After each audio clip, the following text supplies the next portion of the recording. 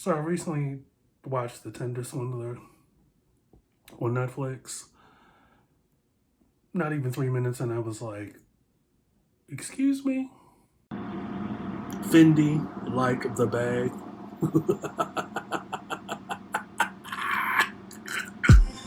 This is the I Refuse podcast.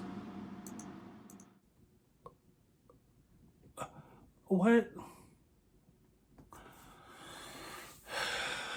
Hey everybody, it's Mr. Fox, the I Refuse podcast, and I'm speechless. So I'm pretty sure by now y'all have been either seen or heard about the Tinder Swindler on Netflix. And I'm probably behind, but try to find other things to watch on Netflix and it's kind of hard. So I just fell into Tinder Swindler and I was just like, wow. So for those of you that don't know, there was this guy on Tinder who was presenting himself as the son or the family member of a very wealthy diamond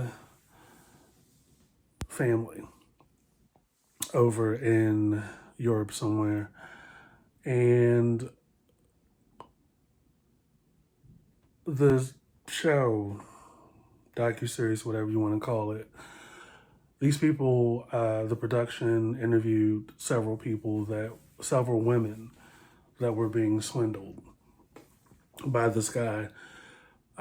He used the app allegedly to get women, and he kept his first name but changed his last name to the name of these diamond people and presented himself as like a jet setting guy. You know, I'm over here in this country, I'll send for you, meet me here just for coffee. You know, very romantic, blase, blase.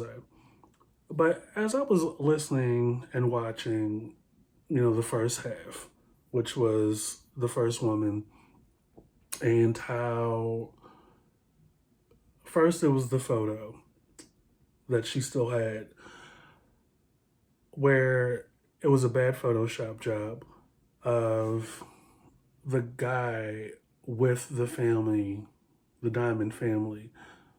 Now, everything else in that photo was real, like the father and the husband and the wife on vacation. That was the photo, but he superimposed himself in front of the family on vacation. First red flag. Then, you know, they communicate mostly through WhatsApp. And one of the trips, he had the lady with him and his security guard and his business partner and another woman with a child. Multiple red flags on a private jet.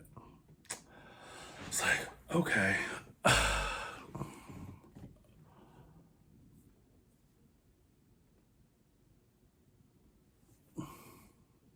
Now, I've heard of group dates before, but I ain't never in the history of my life been on a date with a guy and his daughter or son and another woman. And this is like a whole weekend.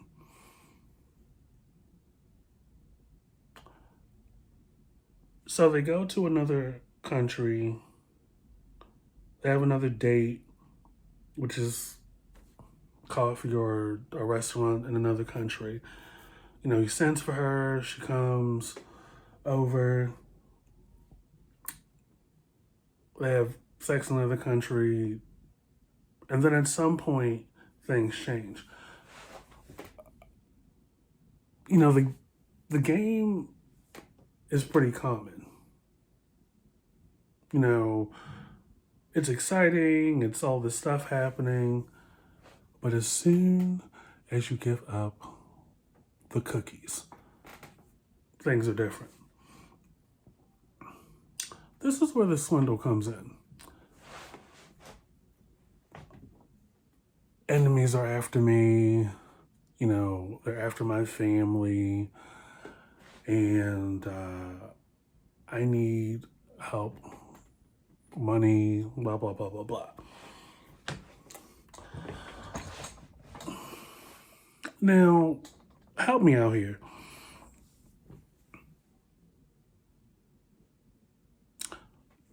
You've only met this guy, went on dates with him a few times. Conversation's good, right? Now, me, I'm like, I don't care if it's a date down the street to Chili's or a trip to the UK.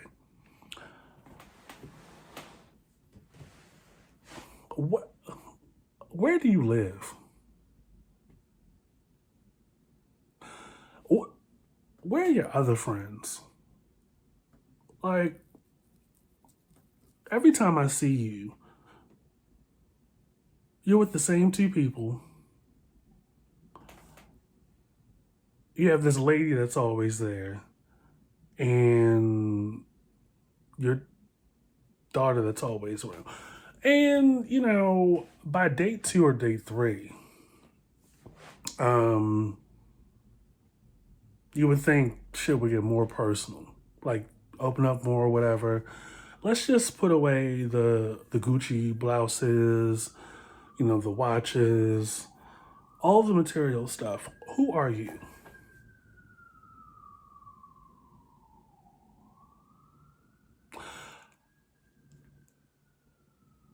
I did see a little bit of myself in the show. Like, I was thinking back to a time when I was like, I left home. I was 18.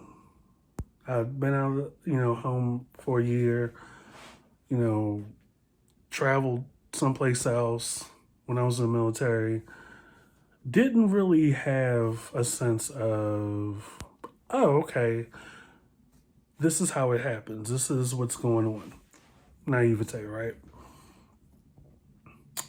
And when you're not out, when you're pretty private about life, and you're also navigating stuff, you go to online or you go to the phone lines or whatever, anybody can, and they still do this, anybody could have a story that they make up or present themselves in a way to make them appear more attractive, right? I was watching that Tinder Swindler and I was like, that almost could have been my ass. And, the swindle isn't just mutually exclusive to dating or talking to somebody. There's swindlers in any scenario. The trendy thing in my early 20s was the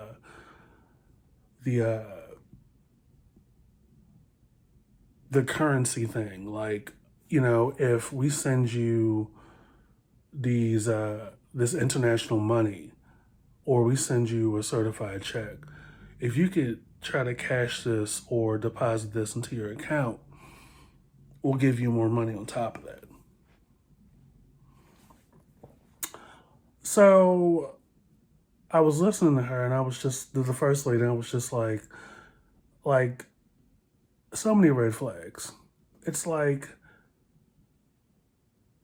red flags aplenty. It's like 6 red flags. And you are on the ride of your lifetime. And, these romantic movies, these rom-coms and stuff, they have a lot of women fooled or caught up in the thrill of it, the thrill of all of it. And I'm like, there's no way. There is no way on this green earth that a man or a woman can be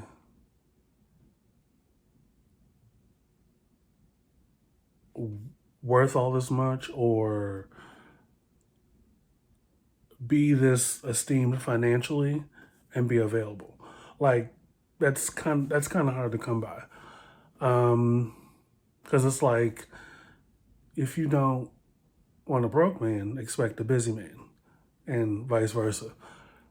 And I was sitting there because I'm sitting there thinking, he's doing all this and he's available all the time. And then it's not until after you have sex that the enemies, and he was pretty,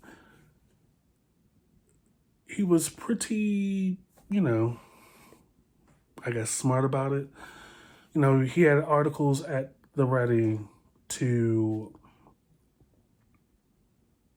present this narrative that his family was actually in trouble, even though he wasn't related to them in any form or fashion.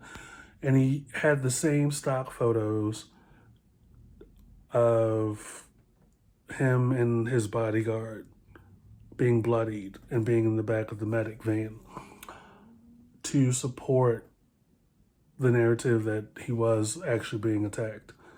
And during that time, he was making himself very scarce. And the dates kind of dried up. No more coffee in Prague.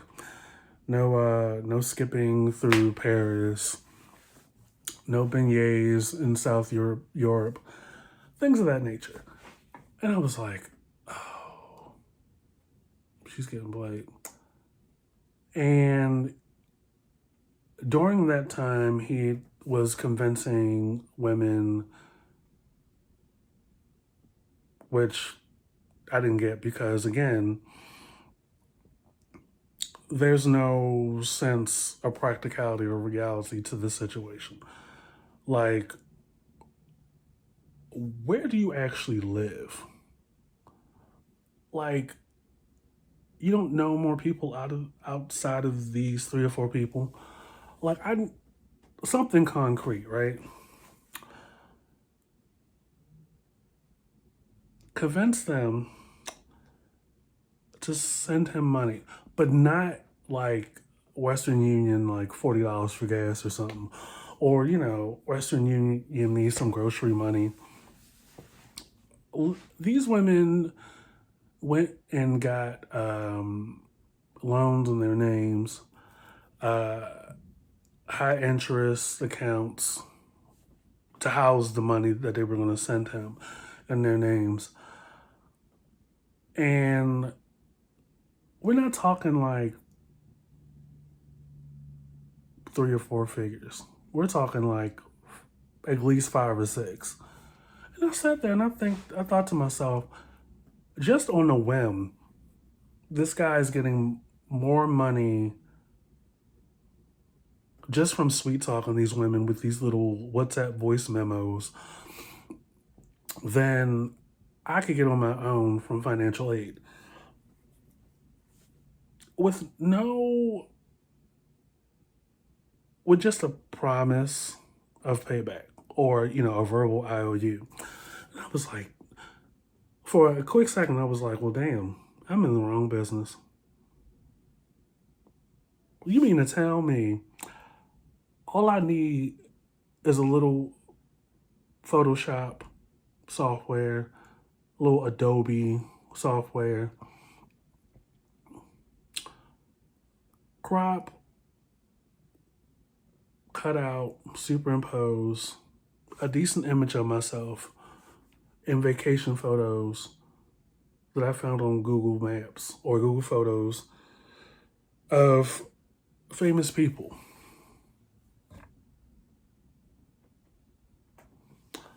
Get me some Rosetta Stone or, Google Translator. Work on my speech. make myself sound more international.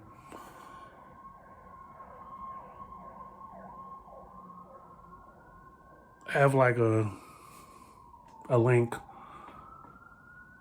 at like a private airport.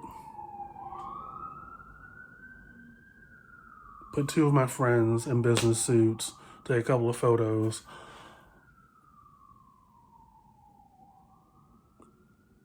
Rent a high-end vehicle and possibly put it down for 20 minutes in a different location every week.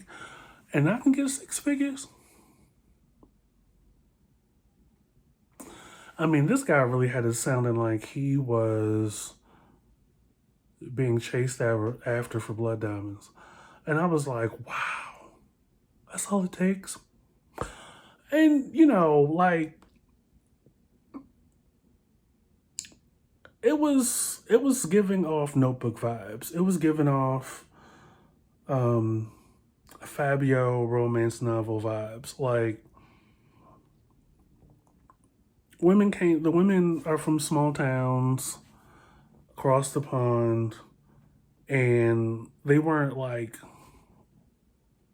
run-of-the-mill 9-to-5 girls. I think the first girl was in marketing. The second woman was a restaurateur or something like that. But it was that third girl who was in the line of fashion houses and stuff like that. I'll get to her in a minute. But I was like, damn. The last 5 or so years, I've been watching other things. Just stuff, the kind of people that make news and how they make news and how they're able to like navigate and swindle and move and get like money and make so much with very little talent and with such ease. Probably like halfway through the docuseries, I said to Bay, I was like, if this was a black woman, she would have been like, you need to go down to the pawn shop on the corner of Greenmount, North Avenue, and pawn that jet before you wake me up 2-3 o'clock in the morning asking for $500,000. You need to go down to the check cashing place and the pawn place that's in the same building and pawn some of those watches before you wake me up 2-something in the morning talking about, oh, they're after me, send me money now. Before I call American Express or Visa or Discover, hell, before I even call Obama, the Obama card or whatever, I'm gonna need you to come up out that luggage and sell some of those high-end sweaters on wish.com or you better eBay some of them shades before you call my good landline phone and my walk up or my brownstone 4 o'clock in the morning talking about I'm on the run, I gotta hide, I gotta lay low because they're gonna come and get me and hold me hostage if you don't give me the money. And here's the thing, like, I applaud and respect a person's level of commitment to a goal. Like, it didn't just stop at the voice memos of him him saying or sending, these narratives or committed to the narrative that, oh, well, you didn't do it this day. This is what's happening this day. Oh, you couldn't send it this day. They're really serious this day. He even went as far as to doctor up these memos. Essentially like paperwork and official IOUs or statements to give the impression that the account looked like this, or the card was holding this much, or the card was having this much, and sending them these women the documents to encourage them to send more money. And at some point, he deleted his social media, cutting off any kinds of contact or communication as time went on, while he was also romancing the next person.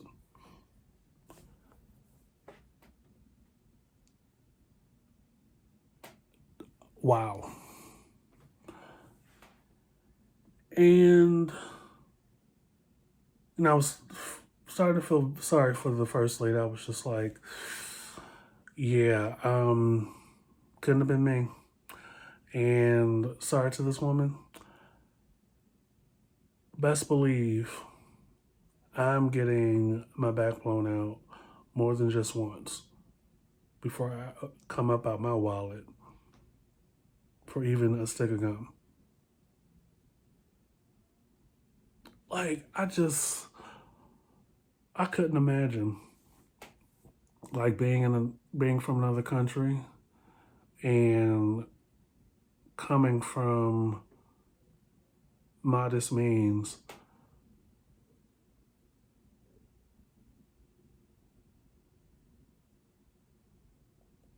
like some of this shit, it could have been a lifetime because it was just a cautionary tale that like you come from a modest background and you just get sucked up into the allure and the image of a person. And I already know Tinder is a trash box. Like I'd first heard about it from a friend of mine who's still on there fishing for girlfriends, even though he has two of them.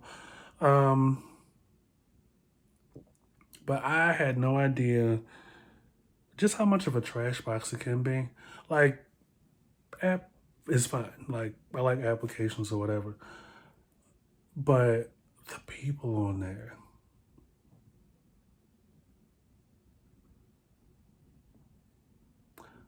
and it's not even to that level. These are people that are like down the street and around the corner.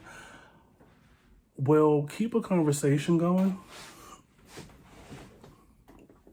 well off the app and present themselves, keeping the conversation going.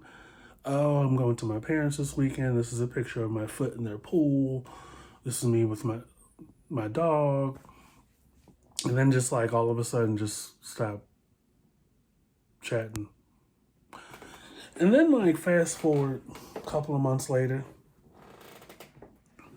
what people don't realize is that like if you're an iPhone user and a person's texting or communicating with you from a particular phone number, that Facebook in their algorithm connects the phone number to the Facebook profile. Some of y'all are not that slick. Like, iPhone and Messenger, Facebook Messenger already snitches on you when, you've read a message like 2 or 3 hours ago and then you decide you want to respond later. I already knew you read it at like 2 p.m. But yeah, if you're going to use it, you're using an app from your phone that connects your phone number to the app, and then use that same phone to sign up for Facebook. It connects the phone number to the Facebook profile. Needless to say, he came up as a person you may know on my feed. So I clicked the profile one day. Oh, what do we have here? You've been in a relationship since the month before.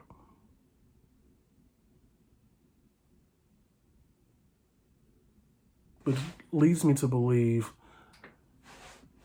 the moment shit don't work out, you're on the apps. And then when shit does work out, you disappear. So many red flags with guys or women in apps and inconsistency. And a good takeaway from that is like people are only as happy or as content or as proud, some people, as the here and now and I guess the thrill from that they get from having attention. And it's more like people are more of an attention whore than they'd like to admit. Like, this is all for attention.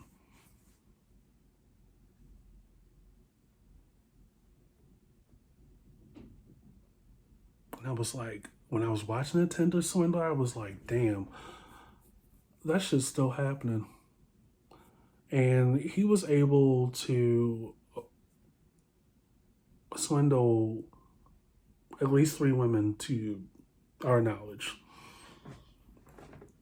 Well, as many as 4 or 5, because the woman with the child that was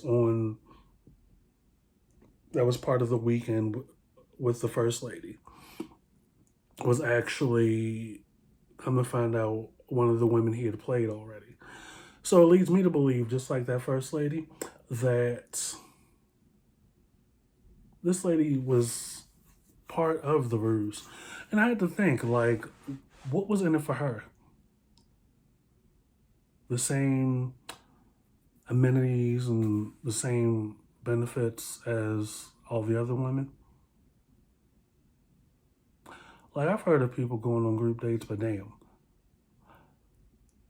And I'm willing to even go further and say that wasn't even his daughter. Like, the level of commitment. That's like me using the photo that came with the frames. Like, I get like a photo frame from Target or something. There's a black family in it. And I could probably play it like that, where it's like, oh, this is my mom and dad. They adopted me, and, they're getting older now, and I take care of them. You ain't got to come to my house. You just see that in the background of one of my profile pictures, and I make that part of the date, and I could run with that. But anyway, like, the first 2 women, heart goes out to them to an extent, because I'm like, the red flags were there. And in between those 2 women, he was seeing a model. It wasn't until the third lady, later in the show, the docuseries, that was like, oh, I can swindle this guy for wasting my time. Like, women, get these guys back for inconveniencing you. Mariah Carey taught us that. This last lady worked in some kind of fashion house, right? And because this guy, Tinder Swindler, was in the nice clothes and nice cars and nice watches and glasses and stuff, and he was starting to swindle her. Same MO. As time went along, he made himself less and less available, less and less approachable and accessible. And in her mind, she was like, something's not adding up right. Still the same MO where he was like, people are after me. But by that point, the first lady had was creating a buzz and a presence around a book that she wrote based on this guy. Had the name from memory, had shared her experiences in the book that were start to mirror the experiences that the third lady was going through. It was like, okay. She detailed the fake watches, the shitty clothes, the cars and stuff. But the guy at that point hadn't realized that the book was out and that women were reading it, including the one that he was currently with, which was this third girl. She was like, okay, I sent you X amount of dollars and I know I'm not going to get those back. So let me meet with you this last time and get some of those clothes. And that's what she ended up doing. And she ended up turning them for a profit. The total wasn't anywhere near the money she had ducked out, but there was definitely more than enough evidence to get this guy, which ended up happening. He didn't serve a whole lot of time, and the bodyguard and business associate didn't ended up not being tried for crimes. And I thought about it was like only that little bit of time. I think less than 5 years of any hard time, and that's including probation or whatever else they can tag on. So I was like, that's it. And he's still on Tinder to this day, probably using a different last name. But I was like, the legalities of this whole situation, like what's implied and what was said and what was promised and what actually was the outcome as far as return on investment, like law and government. Because I did some research. There are a couple of lawyers out there that had also watched the Tinder Swindler and gave their legal expertise on this. Because people were wondering, how was he able to do that and not serve hard time? First of all, burden of proof, and certain buzzwords as to the criminality aspect and if there was actually a real crime committed.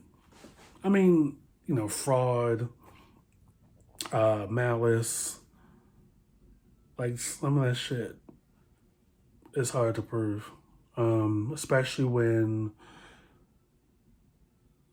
the best evidence you have are documents that were not even real or valid. And 95% of what you have to go off of are voice memos and messages, and you, the client being the women in the show, putting the stuff in their names, like the cards and the accounts and all this other stuff for this guy. But you have no evidence saying of his voice or any messages of him telling you to do it. Shit's rough. Like, I hear stuff all the time over here about, older women being swindled. And those are that's the very vulnerable demographic, because it's like they're home all day. The only money they have to their names is what's in the retirement.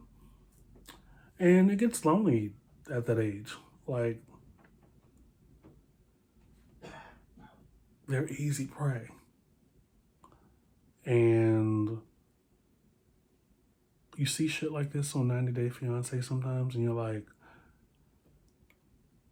this actually is happening. Like, a woman from Pennsylvania is really about to marry a guy in 90 days that's from Africa. Like, it's international. And I ain't going to get into that Pandora's box, but you hear stories all the time of women in middle age and older sending people money, sending guys money.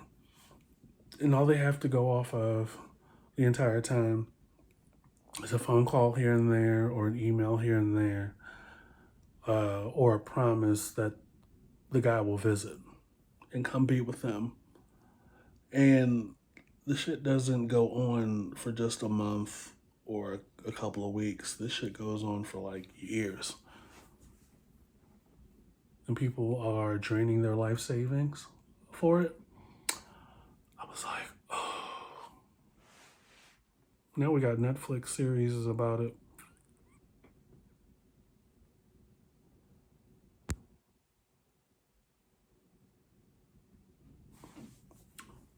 Gonna tell y'all that shit y'all see in The Notebook and Win a Date with Tad Hamilton and Sleepless in Seattle and all these rom-com movies y'all love to go see.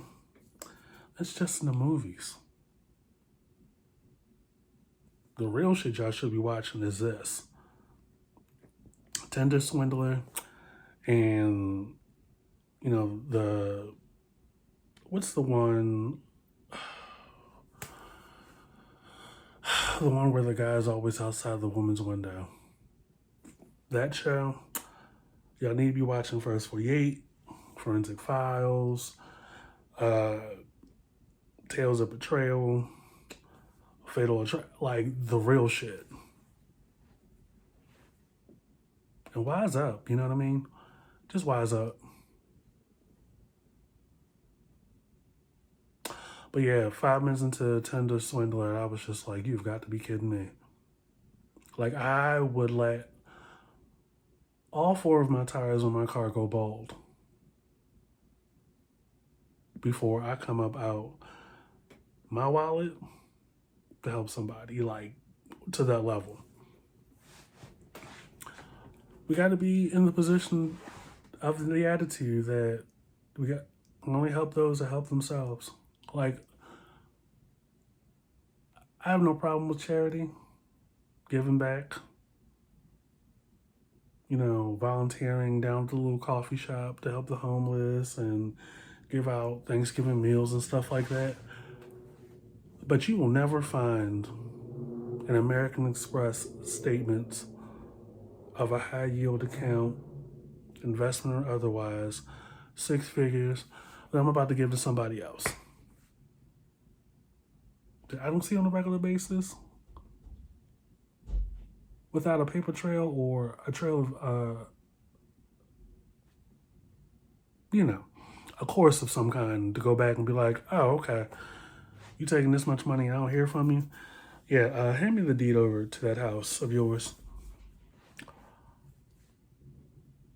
Like, she still had the photo, and I could tell, like, he wasn't actually on vacation with those people.